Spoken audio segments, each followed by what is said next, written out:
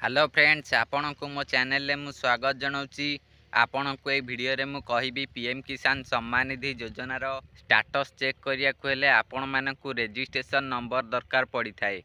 आपण को पाखरे जदि आपणकर रजिस्ट्रेशन नंबर नाही तेबे आपण कौन करिवे, आपण आपणकर रजिस्ट्रेशन नंबर को किपरि पाई परिवे एहा विषय रे मु आपण को कहबी।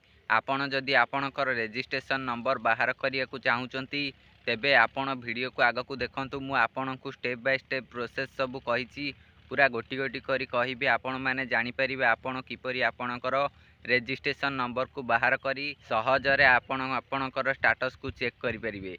एबे चलंतु एहा जानिबा। मु आपण को कहि रखुची, आपण को जदि वीडियोटी भल लागे तेबे वीडियो को गोटे लाइक करिवे और चैनल को सब्सक्राइब मध्य करिवे। प्रथमे आपण पीएम किसान योजनार ऑफिशियल वेबसाइट को आसी जिवे। एहार लिंक मु आपण मानकु डिस्क्रिप्शन बॉक्स रे दे देबी। आपण सेठू डायरेक्ट एई वेबसाइट को आसी जिवे। एई वेबसाइट को आसिला पर आपण तळकु टिके स्क्रॉल करिवे। एठी देखंतु नाउ योर स्टेटस ऑप्शन अछि। ए नाउ योर स्टेटस ऑप्शन ऊपर आपण क्लिक करिवे, जहा द्वारा आपण आपणकर रजिस्ट्रेशन नंबर बाहर करी आपणकर स्टेटस चेक करि परिवे। ए नाउ योर स्टेटस ऑप्शन ऊपर क्लिक करिवे। एहा पर एई भली इंटरफेस आसीबो। एठी आपण माने आपणकर रजिस्ट्रेशन नंबर पाई परिवे। ए देखंतु लेखा अछि एंटर रजिस्ट्रेशन नंबर।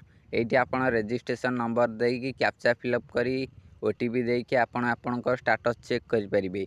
किंतु आपणक पाखर रजिस्ट्रेशन नंबर नाही जेहेतु सेथि पई आपण माने ए जो ऊपर नाउ योर रजिस्ट्रेशन नंबर एई ऑप्शन टी रहिछि, एठी आपण माने क्लिक करिवे। एठी क्लिक कला परे एई भली इंटरफेस आसीबो। आपण आधार नंबर रे बाहर करि परिवे, मोबाइल नंबर रे मध्य बाहर करि परिवे। दुईटी ऑप्शन आपण को शो होउची। मु मोबाइल नंबर रे बाहर करछि। आपण पीएम किसान योजना रे जो मोबाइल नंबर टी रजिस्टर अछि आपणकर सेही मोबाइल नंबर को एठी एंटर करिवे। जदि आपण मोबाइल नंबर कोउटा दैछन जाननांती तेबे आपण आधार नंबर दियंतु। आपणकर आधार रे रजिस्टर थिबा मोबाइल नंबर को एक ओटीपी आसीबो। मु देखंतु एठी मोबाइल नंबर दे दउची। मोबाइल नंबर देला पर आमको एठी कैप्चा फिलअप करिया को पड़िबो। कैप्चा फिलअप पर गेट मोबाइल ओटीपी ऑप्शन ऊपर क्लिक करिवे। एहा पर आपणक नंबर को एक ओटीपी आसीबो।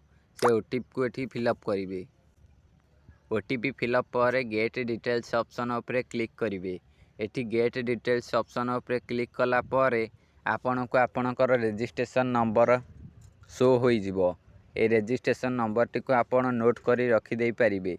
देखंतु एठी मो रजिस्ट्रेशन नंबर आसी जाईची। साइट रे नाम मध्य देखै दउची। आपण एई भली माध्यम रे आपण एई भली माध्यम रे रजिस्ट्रेशन नंबर को बाहर करि परिबे और सहज रे आपणकर स्टेटस चेक करि परिबे। देखंतु रजिस्ट्रेशन नंबर को एबे मु कॉपी करि नेली। एहा पर मु बैक जाउची। देखंतु एठी आमे एबे रजिस्ट्रेशन नंबर देबा। एहा पर कैप्चा फिलअप करिबा, तापरे गेट ओटीपी ऑप्शन ऊपर क्लिक करिबा, तापरे ओटीपी आसीबो। ओटीपी देला पर आमे हमर स्टेटस टी को चेक करि नै परिबा। आपण एई भली माध्यम रे स्टेटस चेक करि परिबे। जदि आपण रजिस्ट्रेशन नंबर बाहर करि जाननांती तेबे एई परि माध्यम रे रजिस्ट्रेशन नंबर बाहर करंतु।